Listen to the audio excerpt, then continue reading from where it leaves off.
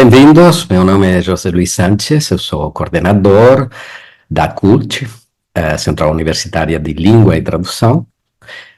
Bem-vindos ao Interpreta Show. A gente organiza habitualmente, faz anos que organizamos o Tradu Show, e este vai ser o nosso primeiro Interpreta Show. Então, eu trouxe aqui para vocês alguns temas a respeito do intérprete como pessoa jurídica, e isso como um desafio, né, para a nossa carreira, porque nós iniciamos sempre pensando na nossa habilitação, na nossa capacitação para ser intérprete, na nossa habilidade para isso. Eu não estou conseguindo ver vocês aqui na câmera, deixa eu só ver se eu consigo modificar aqui um pouquinho minha configuração, e consigo ver a carinha de vocês aqui. Pronto, já consigo ver. Então, a minha primeira pergunta para a nossa reflexão inicial é: qual é a mudança de chave e o que o futuro está nos reservando nesse primeiro momento? Vamos lá. Essa palestra que eu vou fazer com vocês, eu vou considerar ela como uma pré-aula, tá? Então, essa palestra está sendo oferecida pela Forte, né? E nós teremos esse tipo de aula na matéria de empreendedorismo e inovação.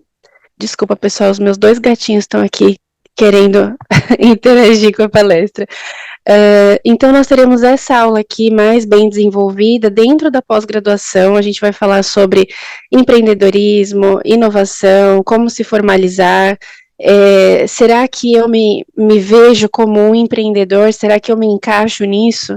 Tá? Então, essa aula, essa disciplina vai ser oferecida dentro da pós-graduação. Bom, vou me apresentar aqui rapidamente, o professor já me apresentou.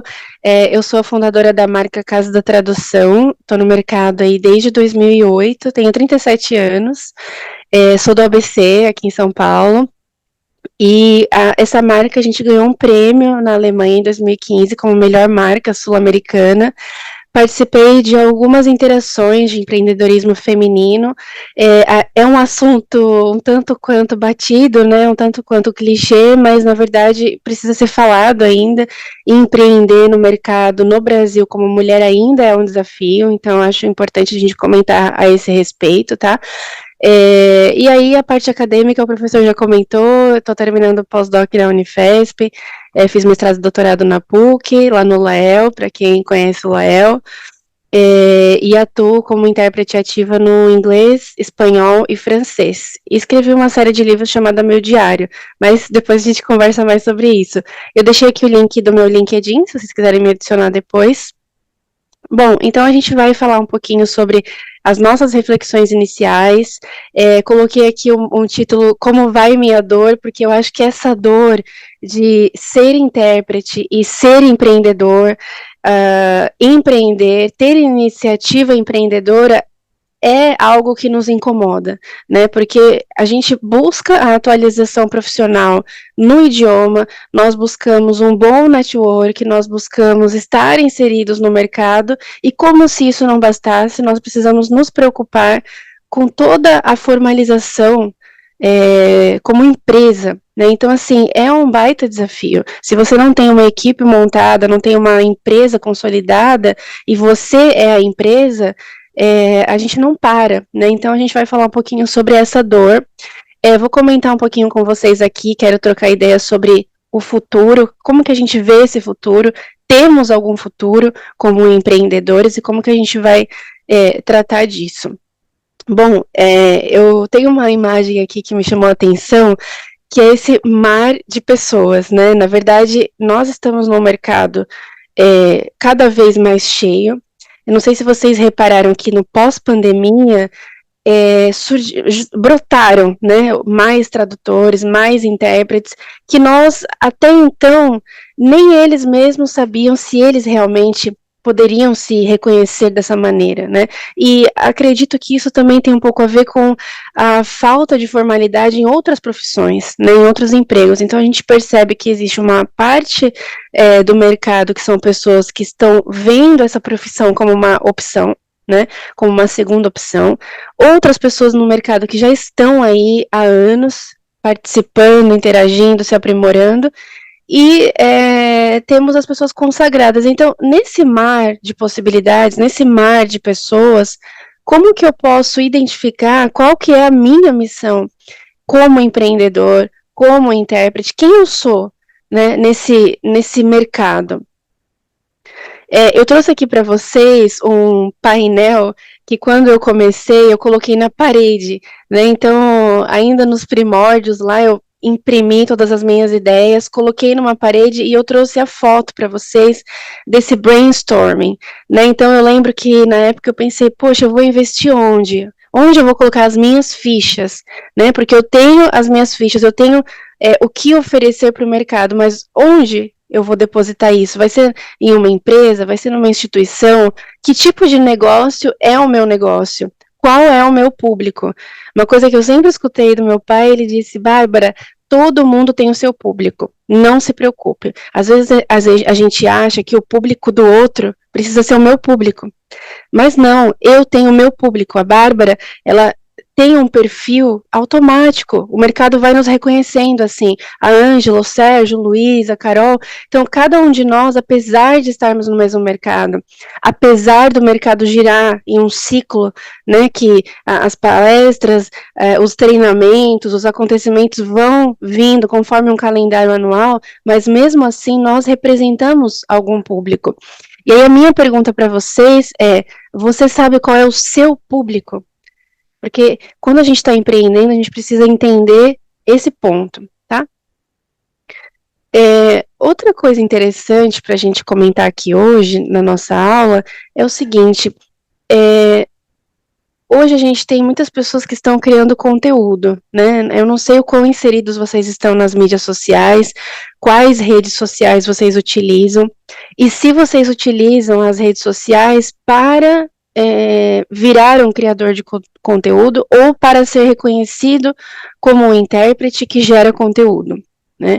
E o quão bem visto isso é na nossa área, né? Porque existem várias linhas de raciocínio aqui. A linha do low profile, a linha do eu me reconheço como esse criador de conteúdo, eu sou uma autoridade para falar sobre esse assunto, eu quero que as pessoas testemunhem o meu dia a dia, eu posso divulgar o que eu faço nas redes sociais, o meu cliente me autoriza a fazer isso.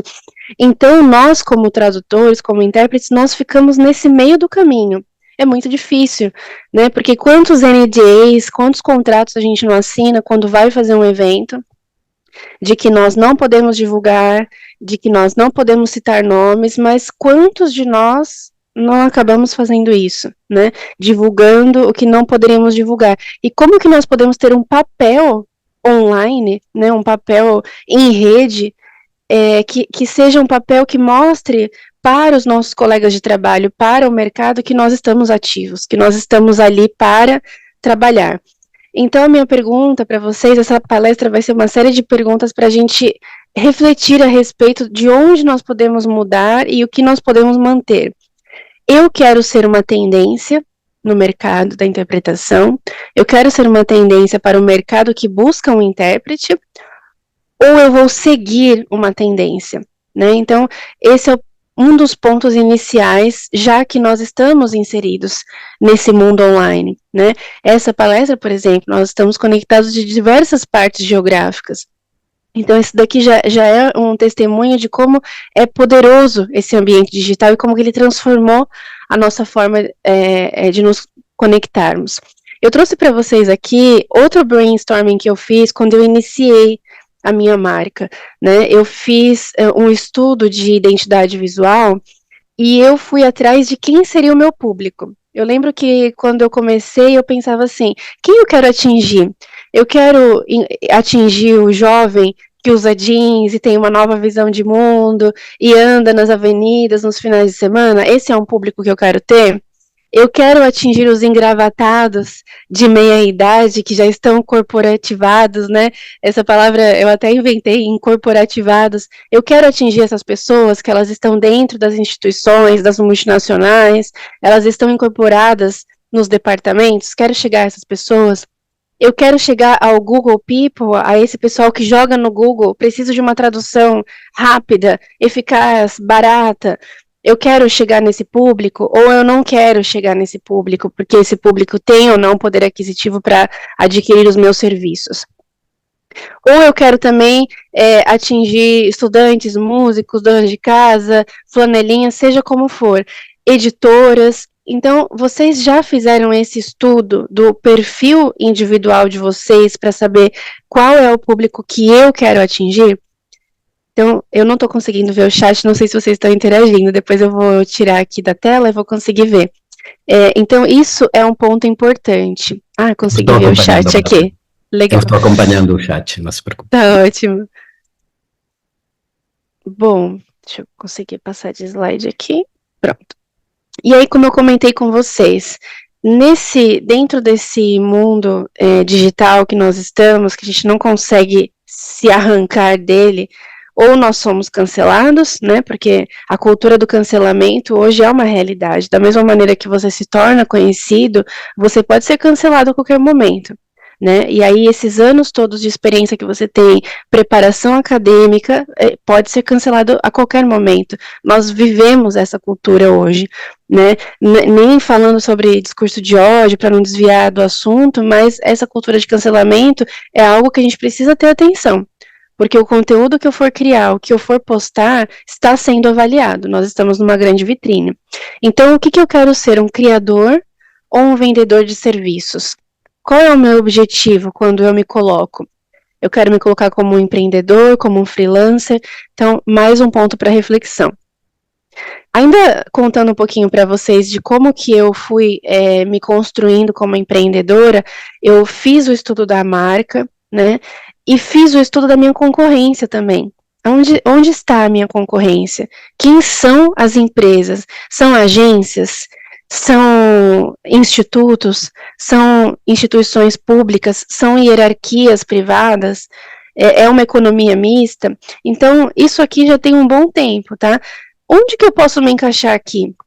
Isso porque eu trouxe só algumas empresas, né? Nós temos várias empresas no mercado hoje, sejam elas bem reconhecidas, não reconhecidas, novas na nossa área, antigas na área, tem boa reputação, não tem reputação, mas o cliente, que ele é leigo na nossa área, ele não sabe o que é bom, o que não é, e como que a gente pode se destacar nesse mercado. Esse caminho não é um caminho simples, e o primeiro ponto que a gente precisa enxergar é, eu devo ser um empreendedor? Eu devo me formalizar? Porque o fato de nós sermos intérpretes, o fato de nós sermos tradutores, não automaticamente nos qualifica como empreendedores, né? Eu acho que isso tem a ver também com o nosso perfil. A gente precisa se conhecer para saber, eu me sinto melhor prestando um serviço para uma agência, para uma empresa, fazendo parte de uma rede, estando como um colaborador, ou eu preciso estar à frente, liderando algo, eu preciso coordenar pessoas, eu preciso agenciar pessoas, eu assumo essa responsabilidade, porque não é uma responsabilidade simples, né? É igual entrar na faculdade, é fácil entrar, mas é difícil sair, né? Abrir um CNPJ é muito fácil, não é? E fechar o CNPJ, como que fica? Né? É muito difícil fechar um CNPJ se você está endividado, né? Se você não entende das regras do jogo, e é complicado, porque você está ali precisando ter clientes, lidar com a concorrência, lidar com seus colegas de trabalho e prospectar, e estar dentro das regras contábeis, estar dentro das regras jurídicas, não é algo que qualquer um possa fazer, e está tudo bem, né? Eu acho que esse é o primeiro ponto, está tudo bem se eu não me identifico como alguém nesse perfil, e se eu me identifico, o que eu preciso fazer a respeito para que eu possa seguir o que a legislação pede. Bom, esse próximo slide aqui, eu até tenho uma coluna que eu escrevi sobre concorrência predatória, né? É mais uma reflexão para nós do que nós queremos no mercado.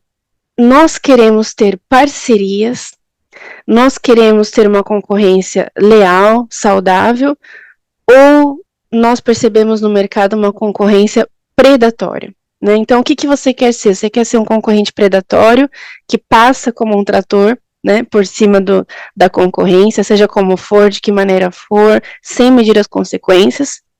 Ou você quer ser amigos, né, nos negócios? Será que a gente consegue chegar nesse meio termo? Para o mercado e para a nossa rede de trabalho, para a nossa rede de intérpretes, é uma questão de construção de confiança, né? Quem não quer estar perto de pessoas que você pode confiar? Qual é a razão pela qual eu gostaria de estar do lado de alguém que não me inspira confiança? Né? E isso vale como empresa também, porque nós, como intérpretes, muitas vezes somos a empresa. Nós representamos a empresa, né? Então a Bárbara é a casa da tradução. Seja lá quem estiver ao lado, se a Bárbara não se comporta como tal, a marca automaticamente cai, né? A Ângela, o Sérgio, a Carol, o Rodrigo, a Rosário, quem nós somos representa também a empresa por conta do que nós fazemos, né?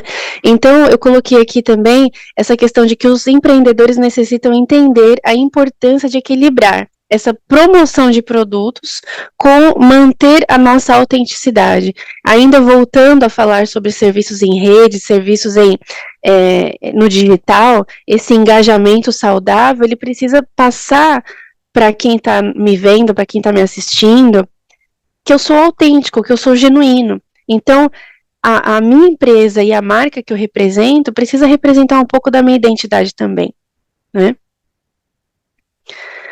Bom, um pouquinho do que a gente tem na lei, só para a gente refletir a respeito, é o seguinte: nós temos o tradutor e intérprete juramentado, né, que todos nós sabemos que é via concurso aqui no Brasil, e também existe uma possibilidade jurídica que, quando eu me reconheço como perito, eu posso ser credenciada por uma autoridade judicial para ser intérprete em um caso, né? E aí, a partir disso, eu sou reconhecido como ajuramentado, né? Até é uma palavra feia, mas quer dizer, eu fui qualificado para aquele processo para eu ser um intérprete, tá? Então, essa é uma possibilidade da lei. Se eu não sou intérprete juramentado ainda, mas eu fiz um curso de perito, eu tenho um bom network na área legal, na área jurídica, eu tenho conhecimentos e eu consegui me cadastrar nos tribunais, de repente existe essa possibilidade de um juiz, de um procurador, ele te nomear como tradutor ou intérprete daquele processo. Tá? E aí já é um passo, né? Poxa, eu tenho ISS, eu tenho CNPJ, eu não sou juramentado, mas eu quero fazer parte desse mundo. Então, essa é uma das possibilidades que a lei trabalha a nosso favor. Eu trouxe aqui algumas perguntas, e aí, se vocês quiserem interagir comigo, por favor, vocês podem ir me avisando, tá? Eu não estou conseguindo ler o chat, mas vamos lá. Primeira coisa, se eu não tenho um CNPJ ainda, minha pergunta, e eu acho que é a pergunta que muitos de nós fazemos, eu posso ser MEI? E aí, pessoal, sim ou não? Qual é a resposta certa aí? Não posso, né? Na verdade, a nossa profissão não está listada entre os quinais do MEI. Então, a resposta é não, eu não posso. A não ser que você vá oferecer um serviço dentro dessa lista dos quinais que não seja como intérprete, que não seja como tradutor. Então, se eu não me engano, na lista tem lá dublador, se você é dublador, se você é locutor, se você aluga equipamentos, enfim, tem uma série de coisas, mas não tem a nossa profissão, tá? O que é uma lástima, mas é uma questão jurídica, né? Uma questão legal aí que o governo do Brasil não autoriza, tá? Então, tem um período de 5 anos depois que você abre o CNPJ, caso você tenha aberto ele como MEI, que você precisa ter em conta para você se desenquadrar como MEI. Por quê? No 6º ano, o governo vai fazer um recorrido dos seus faturamentos. E ele vai verificar se você está fora do KNAI ou se você ultrapassou o faturamento anual, que, se eu não me engano, é de R$81 mil, e existe uma tramitação na Assembleia de que esse valor aumente, mas para nós é indiferente, porque nós estamos fora dessa classificação. Então, atentos àqueles que estão no MEI, porque você está sendo monitorado, tá? Outra pergunta. Eu sou funcionário público. Eu não sou estatutário. Eu estou regido às leis do servidor público e eu tenho as obrigações do servidor público, mas eu tenho os direitos da CLT. Eu posso ter uma empresa? Ou eu sou estatutário, eu sou funcionário público federal, eu posso ter uma empresa, eu posso ter um CNPJ, já que eu sou intérprete, além de fazer as outras coisas que eu faço? Aí você precisa verificar na entidade que você está, se você pode, tá? Porque muitas entidades públicas vão dizer que não, que você tem que ter uma dedicação exclusiva, que você precisa reportar para o órgão que você está abrindo uma empresa, tá? Isso no meio público.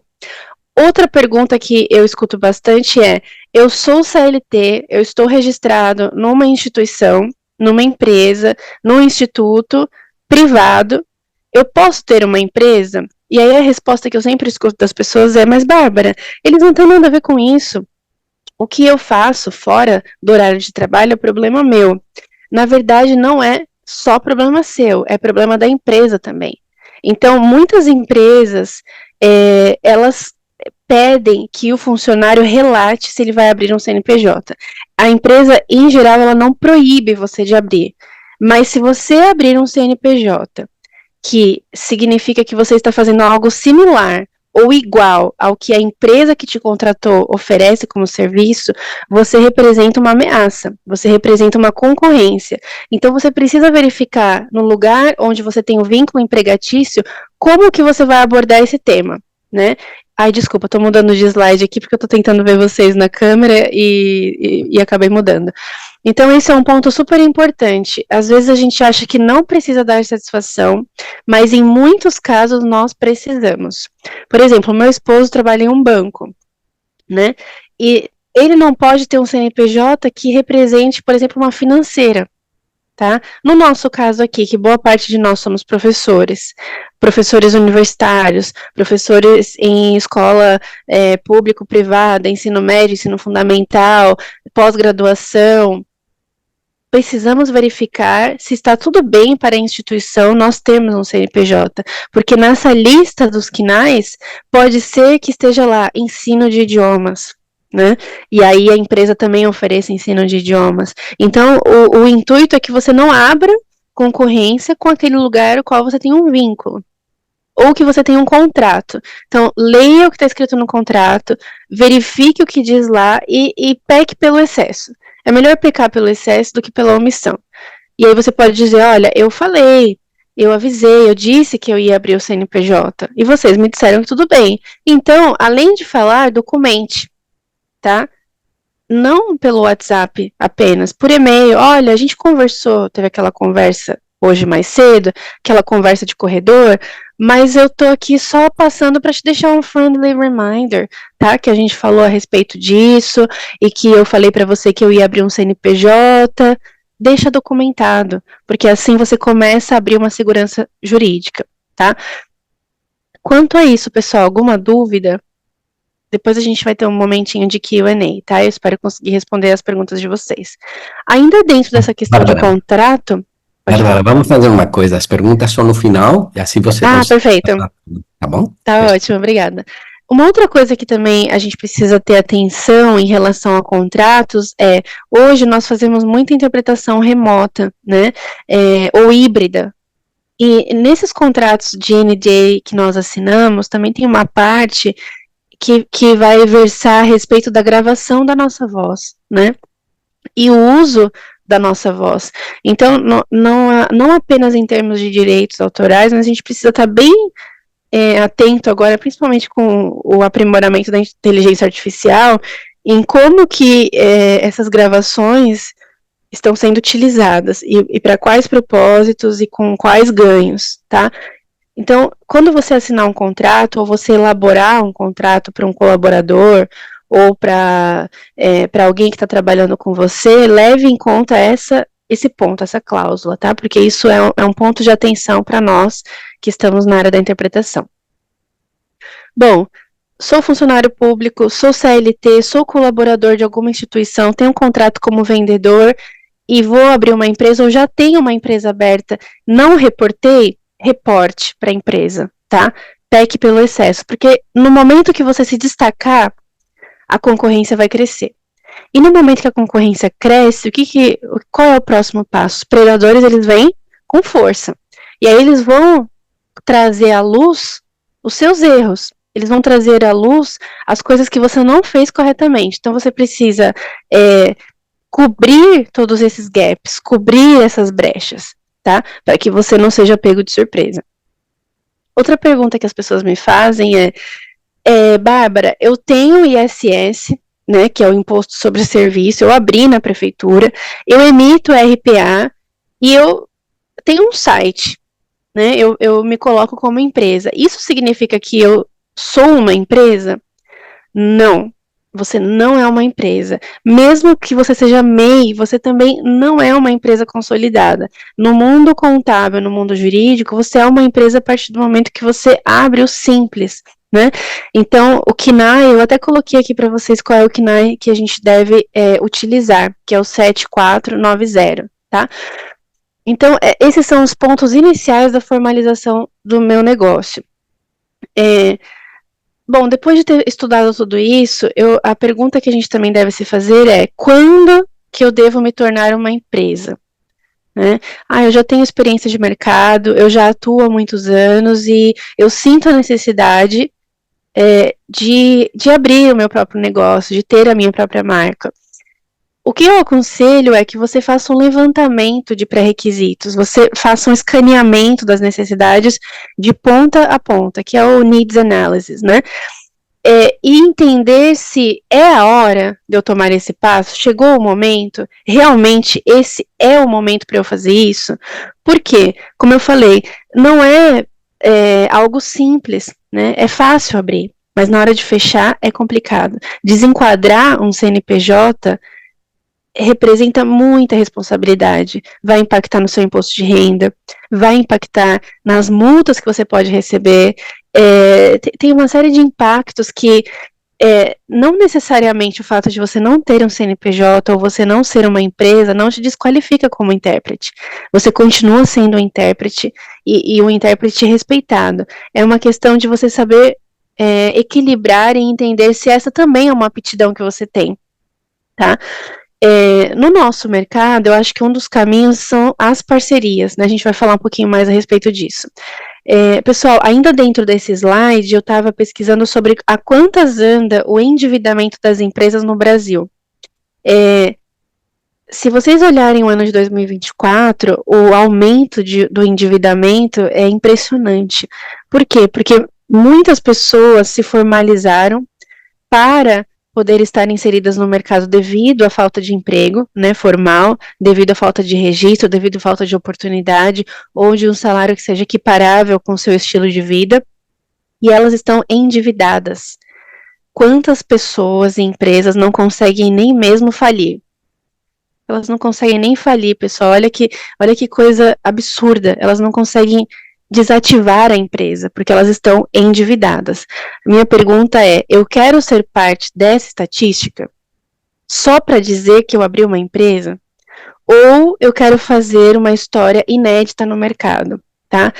Para que eu seja grande, eu preciso necessariamente ser uma empresa?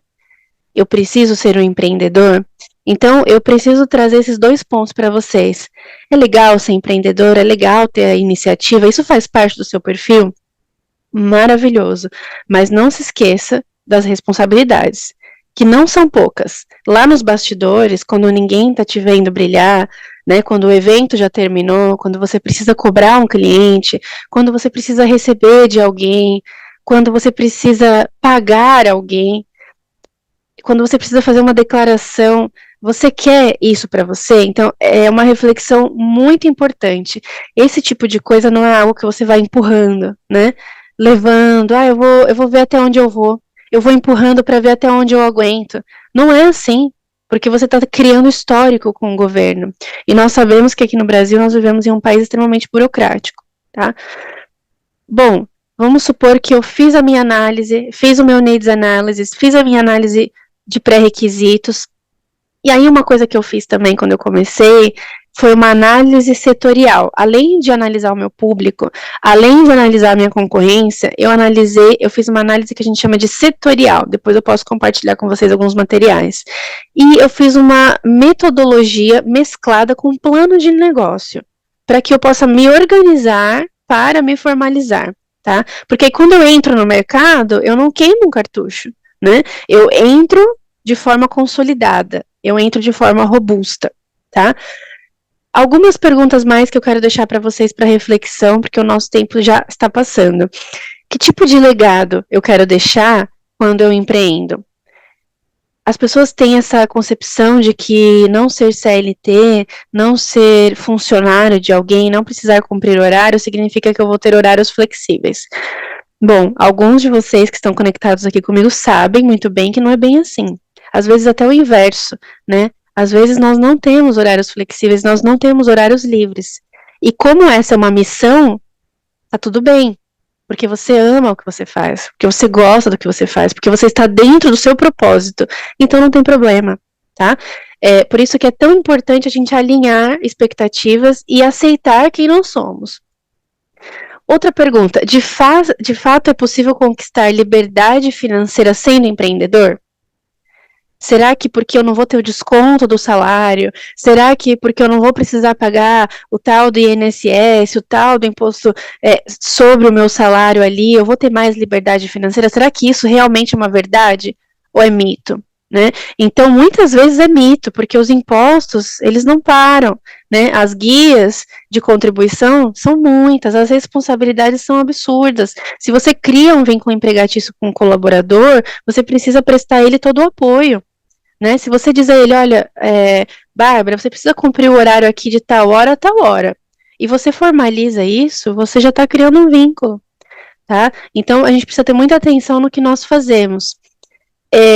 E a minha última pergunta do slide é: eu consigo e eu posso causar impacto positivo nas pessoas sendo funcionário ou sendo empreendedor? Esse é um objetivo que eu tenho? Esse é o meu objetivo. Qual que é o de vocês? Então, vocês precisam pensar a esse respeito. Eu trouxe aqui uma indicação de leitura do Jonah Berger, que ele fala sobre contágio positivo, né? Então, nesse livro aqui, ele fala sobre os 5 fatores de contágio positivo. E ele fala sobre esse poder da comunicação boca a boca, né?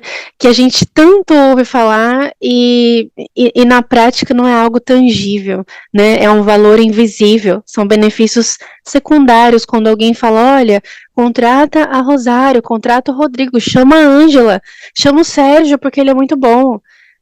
Isso, né, nenhum dinheiro compra. Uma indicação positiva a seu respeito, contágio que você passa para as pessoas. E a pergunta é: quem eu quero contagiar? E o que eu quero transmitir? Porque o que eu falo e o que eu transmito são duas coisas que precisam estar alinhadas, né? Então eu coloquei aqui uma imagem de que hora de irmos à luta, é necessário. Pessoal, como que eu faço para me organizar? Os eventos que eu faço, se o cliente não me manda um convite, eu anexo tudo na minha agenda online, além da minha agenda física. Eu tenho várias agendas, esse aqui é só um exemplo, tá? E as minhas prospecções, as pessoas que têm que me pagar, eu separo por cores, tá? Então eu deixo, por exemplo, em amarelo, todo mundo com quem eu tenho uma reunião de prospecção. Eu deixo em roxo todos os clientes que eu tenho realmente trabalho. Eu deixo em azul todas as pessoas que precisam pagar. Eu deixo em verde todas as empresas e pessoas que eu preciso receber. Então, esse time boxing funciona muito bem, tá? Em questão de organização. E como eu havia falado para vocês, para falar dessa dor que é ser intérprete e ser empreendedor, eu preciso começar pelo porquê. Eu sei o porquê que eu quero empreender, eu sei o porquê que eu quero ter uma empresa. Quais são as razões por trás disso? Eu estou fugindo de alguma coisa? Porque nós não podemos fugir, a gente vai encontrar com a gente mesmo lá na frente, né? Seja como funcionário, como colaborador, como coordenador, como intérprete, como tradutor, como professor, em qualquer papel a gente vai encontrar com a gente mesmo. Então a gente precisa saber qual é esse porquê. Como eu comentei com vocês antes, eu gosto muito dessa questão de interoperabilidade, interdisciplinaridade, que, na verdade, eu quero dizer o seguinte, nós precisamos interagir, nós precisamos colaborar. Hoje, no mercado, a gente passa por uma quarteirização, muitas vezes, né? Nós temos a empresa, a instituição, nós temos a agência de eventos, depois da agência de eventos vem a agência de tradução, depois da agência de tradução chega o intérprete, né? Então, quantas chains, né, quantas correntes a gente vai passando até chegar no faturamento. Então, se você consegue ter uma conversa aberta com quem colabora com você, por que eu vou emitir uma nota para o tradutor vai emitir uma nota para a agência de tradução, a agência de tradução vai emitir uma nota fiscal para a agência de eventos, e a agência de eventos vai emitir uma nota fiscal para a empresa? Meu Deus, quantas pessoas geraram impostos? Então, se você tem uma conversa aberta e diz, olha, quem vai emitir a nota? Como que nós vamos fazer? Quem tem o KNAI correto? Tá tudo bem a gente colaborar, pessoal, porque nós vivemos em um país extremamente burocrático. O importante é nós estarmos dentro da lei, fazer o que é necessário para que a gente não abra brechas e espaços para que essa concorrência predatória venha nos atacar, tá? Então, estar unidos é fundamental. Estar unidos é fundamental. A gente tem que vestir esse chapéu de humildade, de dizer, eu sou um bom profissional, eu tenho titulações, eu tenho isso, tenho aquilo, mas eu preciso trabalhar em parceria, né? E também ter essa autoestima de dizer, eu tenho capacidade, eu tenho habilidade para essa função, mas não para prospectar pessoas. Então, deixa eu entregar esse papel para quem sabe prospectar pessoas. Deixa eu entregar esse papel para quem sabe cuidar das finanças. E deixa eu entregar esse papel para quem sabe ir a campo, tá? Bom, e aí a minha pergunta para vocês, como que você vai lutar? Quais são as suas armas, né? Eu trouxe uma frase aqui que eu gosto muito, que é, onde está o seu medo, lá está a sua tarefa. Muitas vezes a gente sente que faz parte do nosso propósito, sente que isso faz parte da nossa missão, mas nós temos medo. Às vezes esse medo é ali onde vai ser o seu desenvolvimento. Então, da mesma maneira que eu trago para vocês a importância da responsabilidade, de nós sabermos se esse é o nosso perfil, se você identificou que vá em frente, encare esse medo, porque esse medo pode se transformar na sua maior realização. Tá bom? Bom, era isso que eu tinha para colaborar, acho que a gente já está quase estourando o tempo. Agradeço muito a oportunidade e mais informações, aprofundamento desse tema a gente vai ter na disciplina de empreendedorismo e inovação. Eu vou deixar aqui o meu contato e muito obrigada, vou abrir para perguntas e respostas agora. Muito obrigado, Bárbara. Só lembrar que daqui a 15 minutos temos a professora Rosário Garcia falando sobre a interpretação na pós-pandemia. E as perguntas, tem uma pergunta da Ângela Bittencourt, Bárbara, que diz, para quem está em formação como intérprete e ainda não entrou no mercado, como podemos saber o nosso perfil? Se o nosso perfil é ser funcionário ou empreendedor? Qual é a sua sugestão? Olha, minha sugestão é que inicialmente você trabalhe com as agências de tradução, né? E você se coloque como, olha, eu sou recém-formada no mercado, ou eu tenho essa experiência, mas eu não tenho nota fiscal, eu não tenho ISS, o que eu posso fazer, eu acho que inicialmente é a RPA, né? Que você vai atribuir ao seu CPF. E você se colocar de fato como alguém que quer aprender. E a parte legal de você ser colaborador de uma empresa, de você trabalhar para uma agência também, é que você vai observar como eles se comportam, né? Então você vai ter aprendizados de, olha, isso é legal, o que eles fazem, quando chegar a minha vez eu também vou fazer. E outras coisas de, olha, esse não é o perfil correto, eu vou procurar outra agência, mas eu aprendi também a não fazer o que eles fazem. Então, durante alguns anos, é interessante a gente estar ali como alguém que colabora e não alguém que lidera, porque para você ser líder tem que ter experiência, né? Às vezes é uma coisa inata nossa, mas outras vezes é uma habilidade construída, tá? Porque nós como tradutores e intérpretes vivemos mais assim, né? Um pouquinho na introversão forçada até dentro da cabine, sentados em frente a uma máquina, então a gente acaba desenvolvendo um perfil introspectivo. E quando nós nos tornamos líderes e nos tornamos empreendedores, esse perfil vai pouco a pouco sendo construído, né? A gente vai aprendendo a ser mais extrovertido, mais alguém que interage. Então, eu sugiro que você comece colaborando com aqueles que são os especialistas primeiro.